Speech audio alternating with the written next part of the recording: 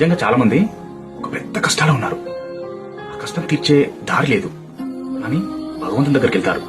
దేవుడా, పరమేశ్వర, ఈ కష్టాన్ని గట్టెక్కించేది నువ్వే, కేవలం నువ్వే అని ప్రార్థిస్తారు. ఎందుకు? ఆయన ఖచ్చితంగా తీరుస్తాడు, వస్తాడు, ఆ బాధని తీరుస్తాడని నమ్మకంతో. అదే ఎవరైనా తీరుస్తారా అనే నమ్మకం ఉందా? లేదు.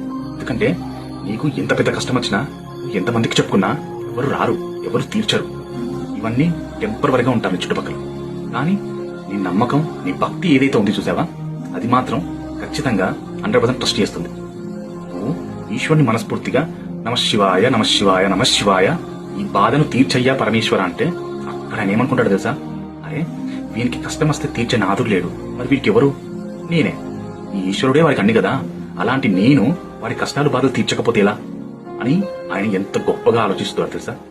గొప్పగా ఆలోచించి అంత బాధపడి నీ కష్టాన్ని ఆయన కష్టంగా మార్చుకొని, నీ దుఃఖాన్ని ఆయన దుఃఖంగా మార్చుకొని, నీ బాధలు తీర్చడానికి ముల్లోకాలు లోకాలు అన్ని దాటేసి నీ దగ్గరికి వస్తాడు.